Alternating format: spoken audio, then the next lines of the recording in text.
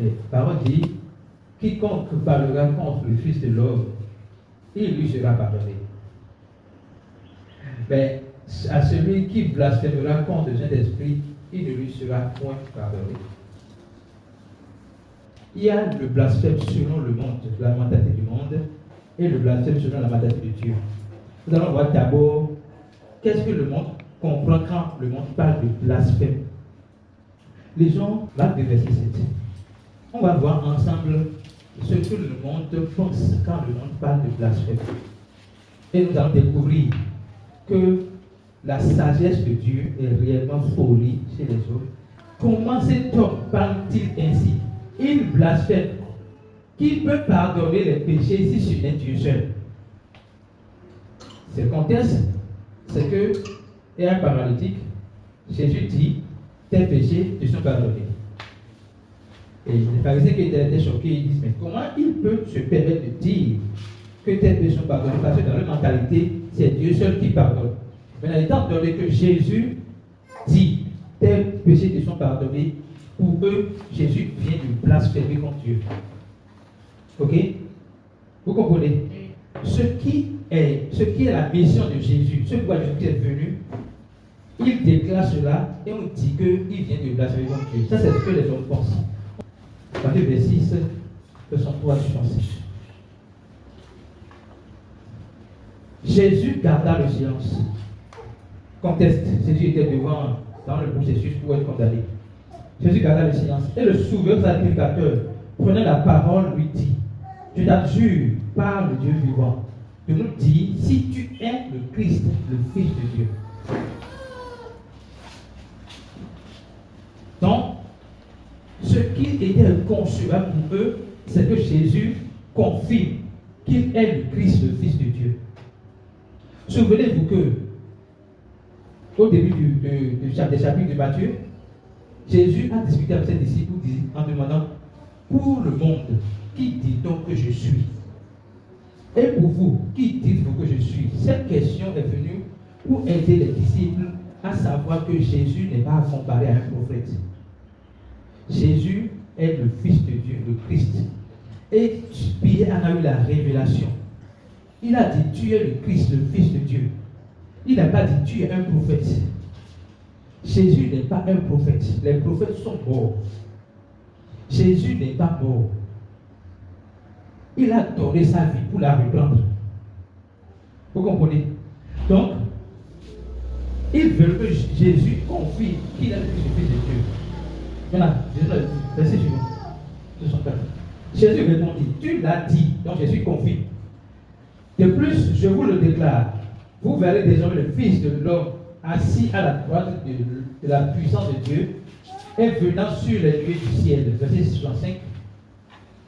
Alors, le souverain sacrificateur déchira ses vêtements, disant, il a blasphémé. Qu'avons-nous encore besoin de témoins? Voici, vous venez d'entendre son blasphème. Que vous ensemble. Donc, qu'est-ce qu'ils ont considéré comme blasphème là? Que je déclare qu'il est le Christ, le Fils de Dieu. Donc, pour les hommes, le fait que Jésus dise « Je suis le Christ, le Fils de Dieu », c'est un blasphème. Pour les hommes, le fait que Jésus déclare « Tes péchés te sont pardonnés », c'est un blasphème. Vous comprenez? Maintenant, quand Jésus dit « Je suis le Christ », qu'est-ce que Jésus veut dire? Je suis la personne qui va mourir pour les péchés du monde entier. Je suis venu en tant que Christ pour mourir pour les péchés du monde entier. Le troisième jour, après ma mort, je serai enseveli, après ma mort, je vais ressusciter. Et quand il a donné cette révélation à Pierre, souvenez-vous, quand il a dit, maintenant que tu sais que je suis le Christ, voilà ce qui va m'arriver. Pierre ne voulait pas que cela s'accomplisse. Or, c'est pour ça qu'il est venu sur la terre. Alléluia. Donc, dans la pensée de l'homme, Jésus ne lui pas pardonner les péchés du monde. Jésus lui peut être le Christ, le Fils de Dieu. Parce que nous savons que celui qui dit qu'il est le Fils de Dieu est égal à Dieu, c'est-à-dire à la même nature que Dieu. Donc, dans la mentalité des gens, personne n'a la même nature que Dieu. Mais Jésus déclare qu'il est fils de Dieu, le Christ. Donc, pour les hommes, blasphémer, c'est se réclamer venant de Dieu, se réclamer de Dieu. Blasphémer, c'est penser qu'on peut faire ce que Dieu a fait, c'est-à-dire pardonner les péchés. Blasphémer, c'est dire que on est Christ, on est le Fils de Dieu. Alléluia. Maintenant, pour Jésus, que veut dire blasphémer? Et là, je vais revenir sur le verset Luc 2, verset 10. Je propose qu'on commence par le verset 8. Vous allez voir le contexte. Verset 8. Je vous le dis, quiconque me confessera devant les hommes, le Fils de l'homme le confessera aussi devant les anges de Dieu. Verset suivant. Mais celui qui ne me reniera devant les hommes sera renié devant les anges de Dieu. Ces deux versets ont été, ces deux paroles ont été prononcées par Jésus avant le verset 10. Reprenons verset 8, s'il vous plaît. Reprenons verset 8. Suivez bien. Je vous le dis, quiconque me confessera devant les hommes, le Fils de l'homme le confessera aussi devant les anges de Dieu. Et quiconque me reniera, verset suivant, celui qui me reniera devant les hommes sera renié devant les anges de Dieu. Verset 10 maintenant. Et quiconque parlera contre le Fils de l'homme, il lui sera pardonné, mais à celui qui blasphémera contre le Saint-Esprit, il ne lui sera point pardonné. Si vous lisez le verset, vous pouvez relire plus à la maison, vous allez constater que les versets 8 et 9 sont l'explication du verset 10. Les versets 8 et 9 sont l'explication du verset 10. Jésus parle juste de celui qui va confesser qu'il est le Christ. Celui qui va reconnaître ici que Jésus est le Christ, que Jésus est vraiment mort pour ses péchés, en cela ressuscité. Celui qui va confesser cela, Jésus déclare qu'il va confesser également son nom devant les anges de Dieu. Maintenant, il vient dire, ce qu'il vient dire ici, c'est les deux, comme je l'ai dit, les versets 8 et 9 expliquent le verset. Pour comprendre les versets 8 et 9, pour comprendre le verset 10 là, il faut comprendre le verset 8 et 9. Et vous allez voir, permettez, le et qui est ici, lorsqu'on va étudier, on va voir Kai. C'est-à-dire, ce qui a été dit en haut là, c'est-à-dire que.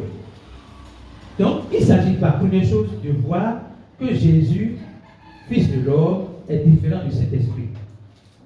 Comme l'a dit la plupart de ceux qui ont répondu, Jésus est Dieu, manifesté dans la chair. Et dans sa chair, il se fait appeler Fils de l'homme, Fils de Dieu. Ok? Encore appelé Dieu avec nom. D'accord? Mais quand il a été crucifié à la croix, mort, enseveli, ressuscité, après sa résurrection, il est devenu le Saint-Esprit qui habite en nous. Donc c'est le même Jésus. Ok? Première chose. Deuxième chose, on voit également que le verset là essaie de catégoriser les péchés. Il y a un péché qui n'est pas pardonnable, il y a un péché qui est pardonnable. Jésus, Jean a dit à propos de Jésus, voici l'agneau de Dieu qui ôte le péché du monde. Jean 1, verset 29. Voici l'agneau de Dieu qui ôte le péché du monde. Jésus est venu pour ôter le péché du monde. Ici, il n'est pas en train de vouloir ôter. Il a déjà ôté. Alléluia. Jésus a déjà ôté le péché du monde. Ça veut dire quoi? Le péché du monde, le péché du monde est déjà pardonné. Le péché du monde est déjà pardonné. Maintenant, le blanc se trouve où? À celui qui reçoit cela, la personne est pardonnée.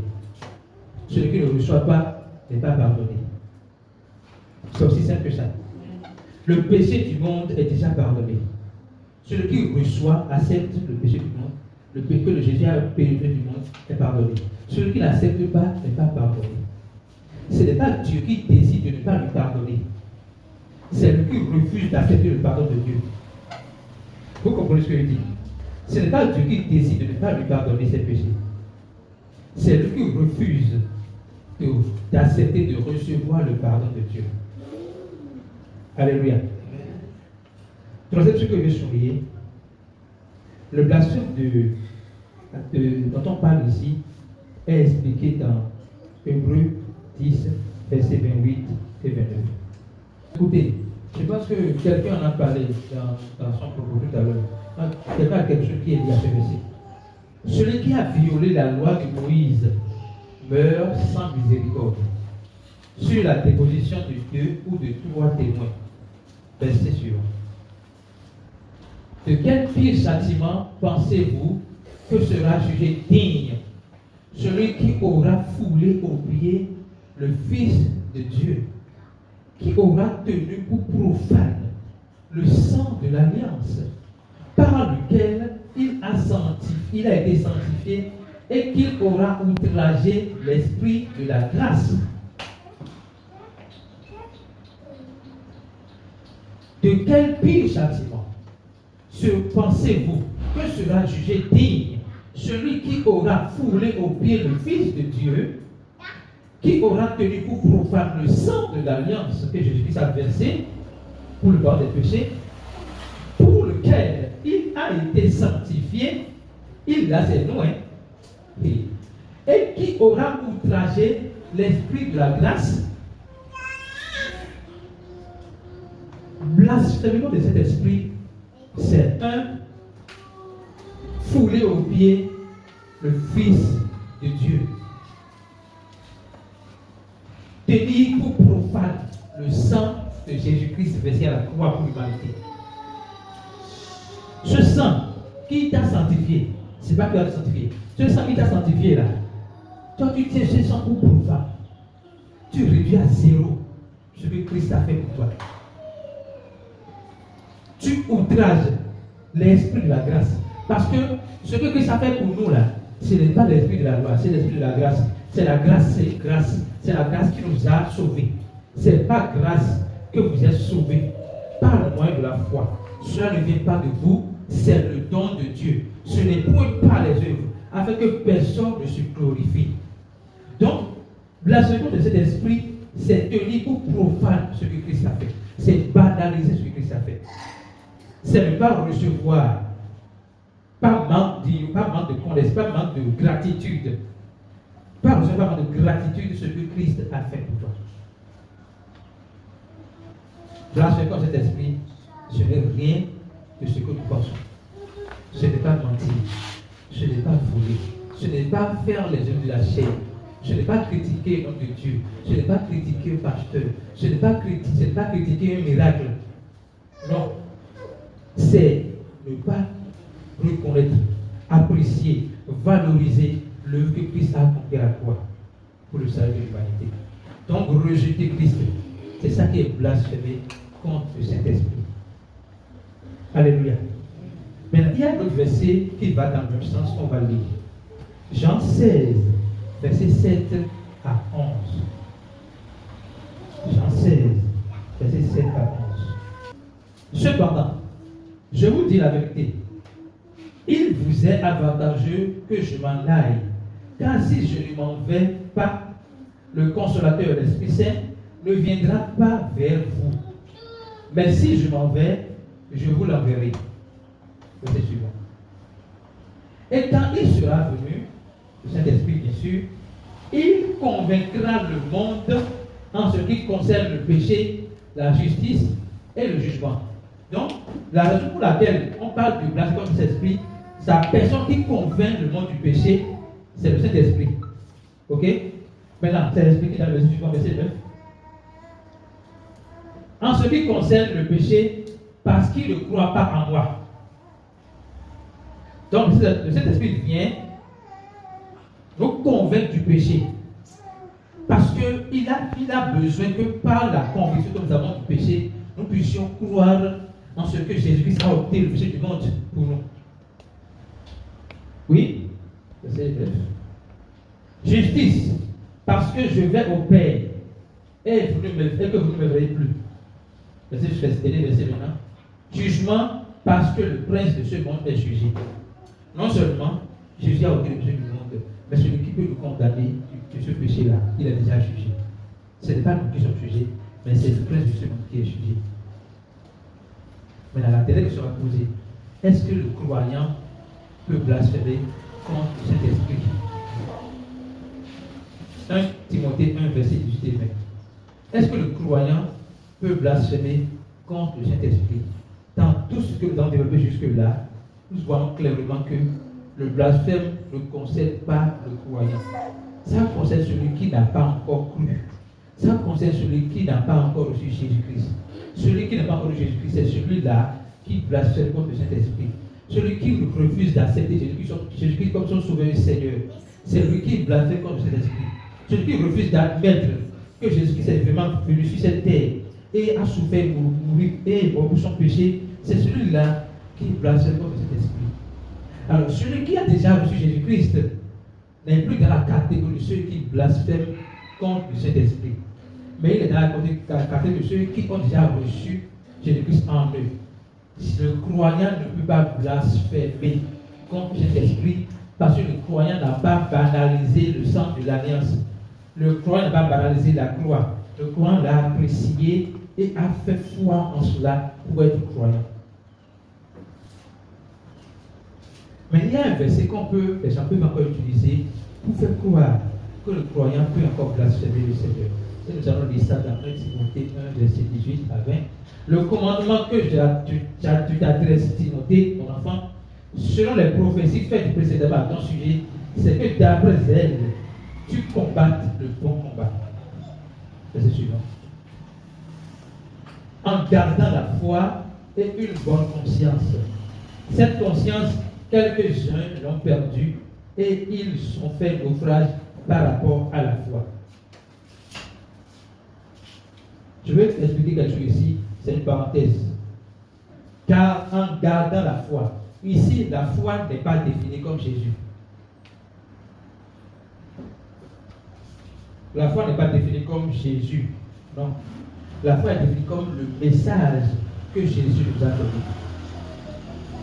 Donc, puisque nous ne pouvons pas garder Jésus, c'est Jésus qui nous garde. Ok? Garder la foi ici, c'est garder jalousement le message que Jésus nous a donné. Le message de grâce qu'il nous a donné. C'est ce qu'on met dans garder la foi. Faire naufrage à la foi, faire naufrage par rapport à la foi, c'est toujours faire et donc, ça dit ne pas chérir le message. Quand tu ne chéris pas le message, c'est que tu vas tomber dans les travers des fausses doctrines. Ok? Donc, ce n'est pas mon propos, c'est juste parenthèse. Maintenant, en gardant la foi et une bonne conscience. Cette conscience, quelques-uns ont perdu et ils ont fait naufrage par rapport à la foi. Verset suivant maintenant, verset 20. Verset 20. De ce nombre sont Hyménée et Alexandre, que j'ai livré à Satan afin qu'ils apprennent à ne pas blasphémer. Notez bien. Le verset parle jusque-là des croyants. Ok? Et il dit, le croyant doit garder la foi, garder le message. Il peut garder le message pour t'amener à faire naufrage, à te mettre dans le travail des fausses doctrines. Ok? Maintenant, il dit que ce nombre, c'est-à-dire ceux qui ont fait naufrage, ceux qui se sont détournés du message, pas de Jésus, ce n'est pas ceux qui se sont détournés de la foi en termes de Jésus, non, parce que Jésus est éternel. Ceux qui se sont détournés du message et qui ont commencé par faire des choses contre le message dans leur conduite, il dit, de ce nombre, il y a Hyménée et Alexandra que j'ai livré à Satan afin qu'ils apprennent à ne pas blasphémer. Livré à Satan ici, ce n'est pas le diable, c'est livré à leur propre conscience. C'est leur conscience maintenant qui va commencer à les condamner. Ok? Maintenant, qu'ils apprennent à ne pas blasphémer, blasphémer dans ce contexte n'est pas rejeter le salut.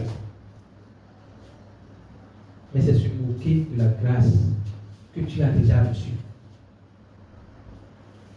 Vous comprenez ce que je dis? Blasphémer ici, ce n'est pas rejeter le salut, mais c'est se moquer du salut que tu as déjà reçu. C'est se moquer de la grâce que tu t'as déjà faite, tu t'es déjà donné. C'est te moquer de ce que tu as déjà reçu. Lorsque on vous donne une moto, une voiture, et que vous voulez des comment pour pour que la voiture fasse accident, je ne le souhaite pas, ou la moto fasse accident. C'est vous qui avez détruit la moto. Ok?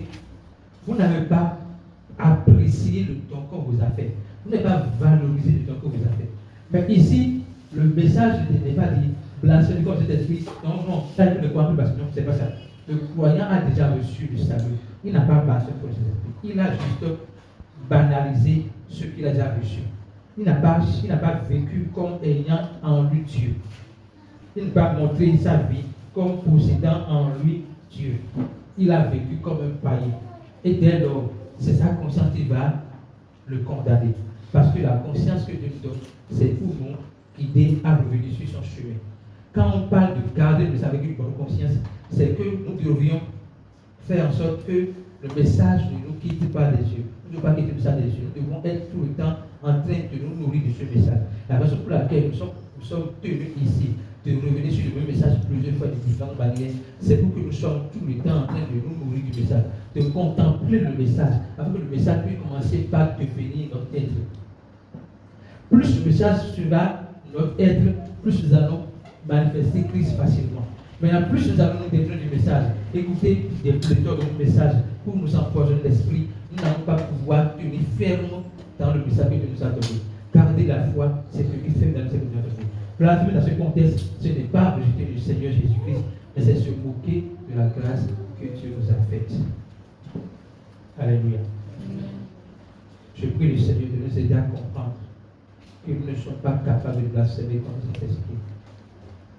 Parce que nous avons déjà le Saint-Esprit en nous. Nous l'avons déjà reçu en nous. C'est ceux qui ne peuvent pas, qui n'ont pas encore reçu le Saint-Esprit en eux, qui peuvent blasphémer, qui ont encore le potentiel pour blasphémer. Nous n'avons pas le potentiel pour blasphémer encore contre cet esprit. Mais nous pouvons nous moquer de la grâce de Dieu. Nous ne pouvons pas valoriser ce que nous avons reçu déjà. Je prie le Seigneur de nous aider à chérir la grâce que nous avons reçue, à valoriser ce que nous avons reçu, à démontrer par notre conduite que nous possédons Dieu en nous. Je prie que la lumière qui vit en nous puisse briller avec une telle intensité que le monde reconnaîtra que nous avons Christ en nous. Merci Jésus. Commençons par dire merci à Jésus pour la révélation que